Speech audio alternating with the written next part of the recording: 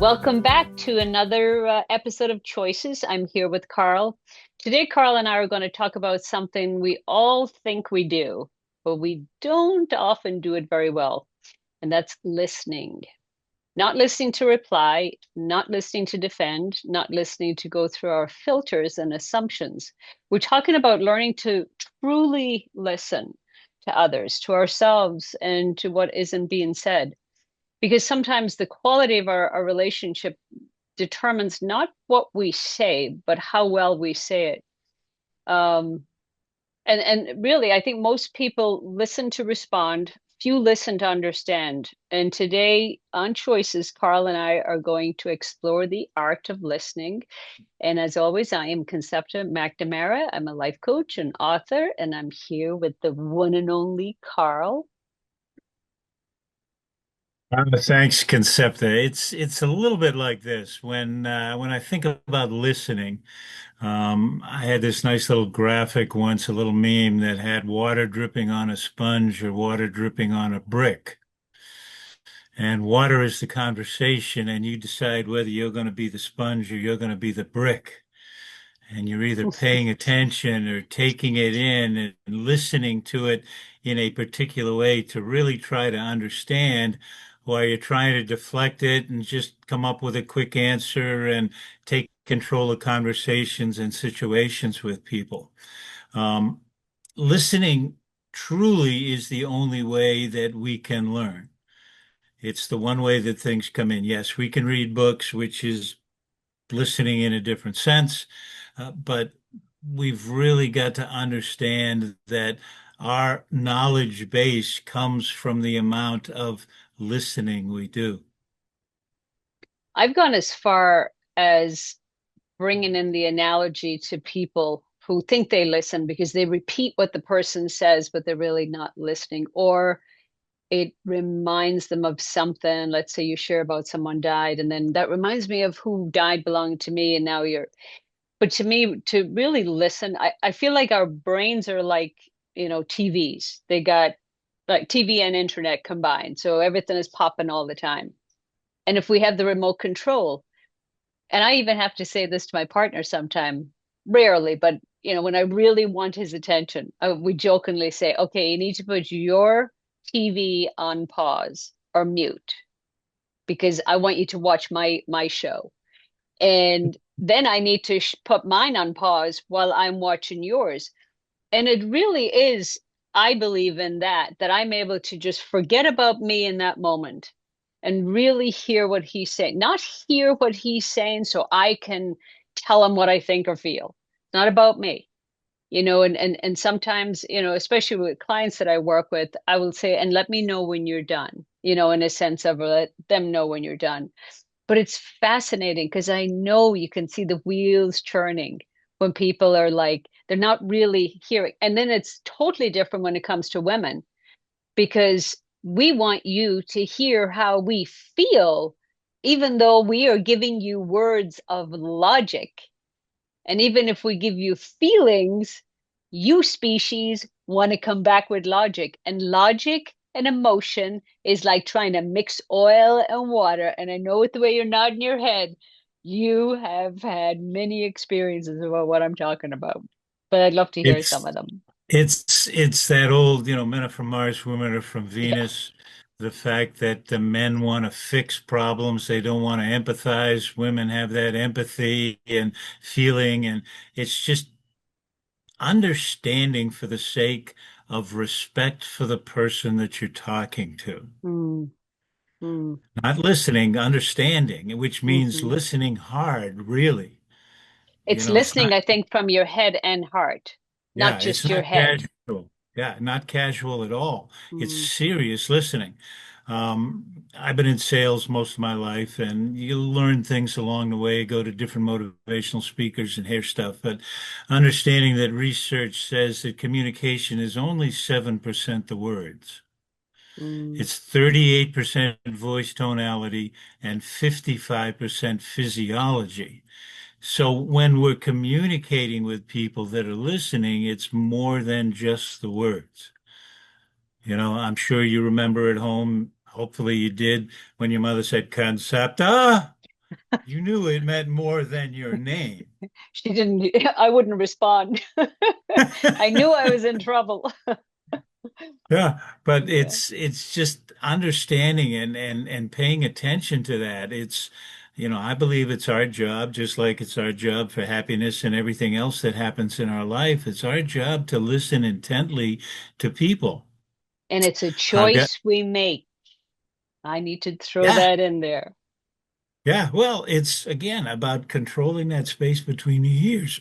Mm. We've got to exercise that control. We've got to exercise to make it better. We've got to spend time understanding that we have that power in our life.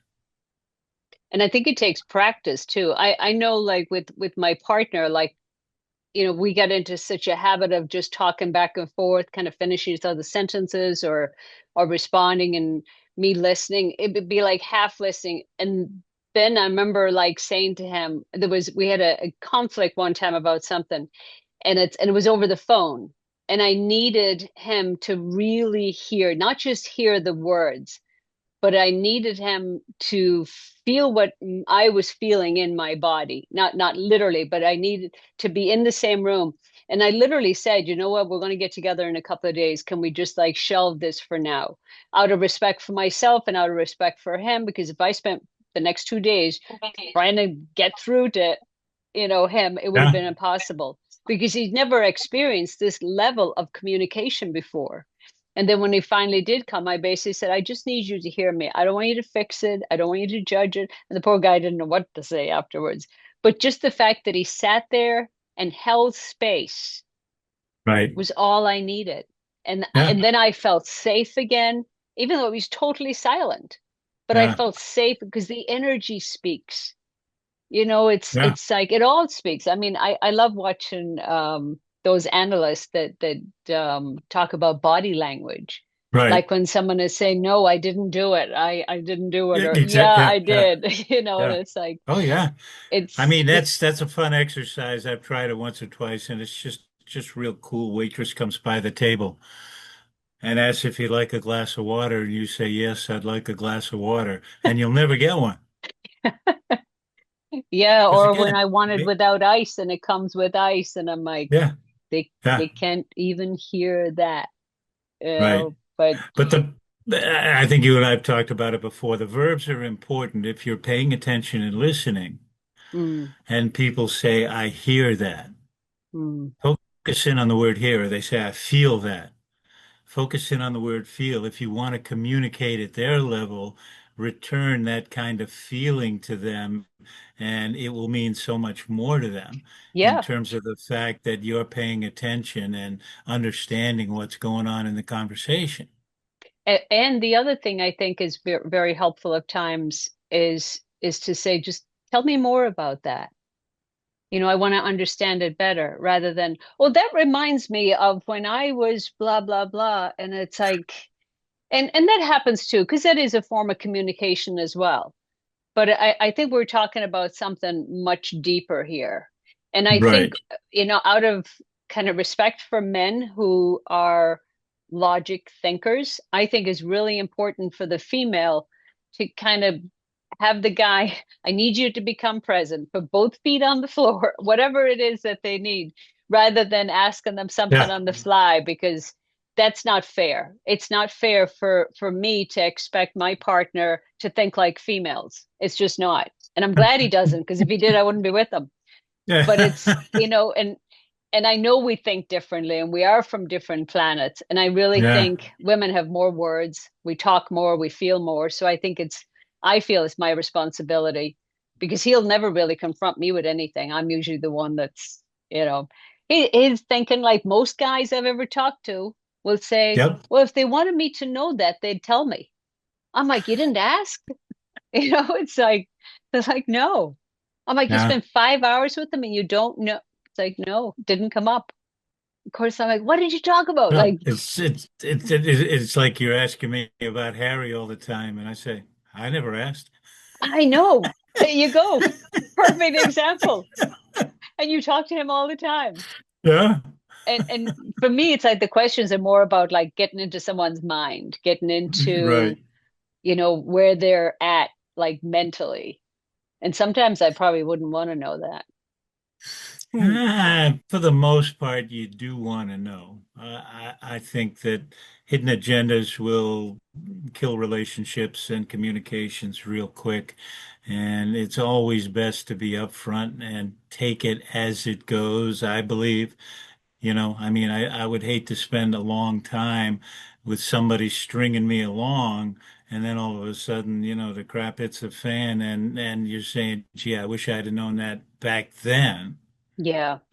And some people are not aware of it. Like if you were to ask someone like Harry, he's a good example, or someone, how well did they really know themselves at all levels? They know what their Right. resume looked like, they know, but how long do you think it really takes someone? Like one of the things I've been saying to my niece recently, who's just, she's 25, she's beautiful, and she's, dating in the dating world. I'm like, it's nice that you're attracted, you got a lot in common, but how does he respond to disappointment? How does he Yeah. respond and react to, anger? How does he express that? Like these are the questions I think the new people need to be asking on the fourth or fifth date rather Yeah. than wait until you're 2 months in and 3 months in and see the explosion. But it's people don't even think about asking those questions. Yeah, the challenge is young folks are not looking for love. They're looking a little bit for lust, and they think it's kind of the same thing, and they just don't understand how deep it needs to be really in a relationship with somebody. It's I just I way too. remember thinking if lust is not love, I want to have nothing to do with it. 'Cause I just and that was at 25 and Of 27 and course. I Yeah, was a yeah, little late bloomer, but oh yeah, yeah. I my would. what do you mean this is not love? This is like euphoric. This is Yeah, yeah, but I'll tell you, it totally takes you out of reality. And I yeah. can absolutely agree with that today. I don't know how we get that message across to young folks. This is one of those listening things. Do they really listen to old people like me and young people like you? And Well, I'm around 21-year-old once in a while and I'm feeling old. It's like, oh, I wasn't even born. I mean, I always hang around older people because it always makes me feel young. But listening is an art, and I really think they should teach it in kindergarten. They should yeah, learn it from listening to their parents talk growing up and for them to be heard. Sending kid into a timeout till you calm down. It's like their little nervous system is not always able to get get centered and grounded again. Now they're right. sent to their room to do it, and now they think they're bad, and then they come back out and they're like, okay, I can't be bad again because instead of like a parent in that moment, saying, I know you're upset. I know you're frustrated when you can't have your cookie before your dinner. I know you're like, give the kid the words. So then when they're 7 or 8, they can sit there and say, I'm frustrated, rather than having that meltdown. But it Well, often doesn't start there. you and I've talked a little bit about parenting and how important it is, and I just believe that one simple thing would just change parenting in every household, and kids are going to behave bad. It's just going to happen. There's no two ways about it. But mom or dad always need to start the conversation with, I love you, but your behavior right now is not good. Mm. So they get the separation between, love Behavior and, and and, them. and behavior Yeah. because parents generally come off saying, no, don't do that, and the message gets confused thereabouts. But that's about communicating well and Hmm. understanding the message that you want to get across and taking the time to do it in a fashion that makes some sense. And taking that time. That's probably the hardest thing is taking that time Yeah, because it's so much, even time for them to put on their own little shoes, even if they're on backwards. It's a yeah, lot quicker to put them on for them and run out the door. But it's right. like, yeah, I think if I had kids back when, I would not be as mindful as I am today. Like, I don't want a child today, and I'm way past that age, but I think I'd make a much better parent today, given what I Right. know. Yeah. Absolutely. It's Yeah. there's no way to teach the right thing. If you were brought up in a family that communicated well, then you probably had good communication skills. Mm, If not, you probably didn't. And it's hard to get people to totally understand that the quality of their life is directly related to their quality of their communication. mm. It just absolutely goes without saying in my mind. And it just leads to everything. That communication with yourself, which is number one, but communication with other people, got to be good. Plus, even when I see someone angry, I don't, I don't say, oh, they're angry. I literally see that they're wounded or they're hurt, and it's like I go beyond that because a lot of times, even when two people, again, whether it's with my partner and I or the couples that I see, one might come in really angry, and that's going to trigger the other person's anger. Now there's Mhm. two people angry, nothing gets resolved. And that's where the remote control comes in. Let's put yours on pause now. Or I would say to Steve, I went, because I would say something from a frustrated place, and then he would respond from where I was talking from. And I would say, okay, there's no room for both of us here right now. And we'd end up laughing now at this point. But it's What's, like it's being able to know yourself, like you said, know yourself. yeah, what's real interesting to me is where does that anger come from?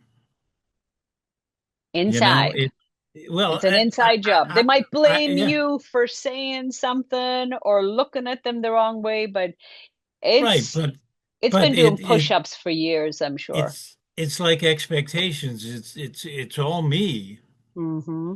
How can I get to the point of recognizing it's all me?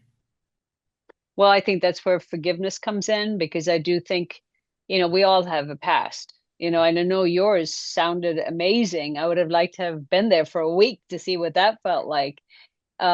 But it really is, and forgiveness is one of the greatest gifts you can give yourself, and letting go what doesn't serve you, and whatever anger you have. Like my dad was great at holding grudges, and grudges like anger. You would remind him of a certain name, Yeah, and he'd go right there from something that happened 40 years ago, and he may not even remember what actually happened, but he right. remembered the grudge. The grudge. Yeah, Yeah, exactly. So I will go to my grave without grudges. I know that for a fact because I made that choice. yeah. I made a lot of choices along the way. It's what it's all about, Concepta, making the right choices. It all stems from that little bit of knowledge base, little text I sent you. How do we know we've got the right information so that when we're listening, we're going to do the right things? How do we gain that knowledge? Through listening. So it kind of is Mm. that snowball. You start listening a little bit, then you start listening more, then you start listening more, and all of a sudden you've got more information to make good decisions from. Where do you listen from, do you think? Like, obviously, your mind, it gets filtered through that. But obviously, someone, who's mature, like both of us are, we have a lot of like insight and awareness and wisdom now. So does information that you get automatically kind of ripple through that, do you think, for you today? So I believe it's called scotoma. We can look this up and spend more time with it, but it's the filter that we process all of our information internally. It's called scotoma. And you can filter out stuff, you can filter in stuff, you can make the decisions on how you want that to happen. But, an awful lot of people have this guilt, they have worry, they have all of this other type of stuff built into this scotoma. So when information's coming through, they're processing it in that way. Hmm. And we've got to clear that filter. I told you last session before, the mind is like a parachute. It works best if it's open.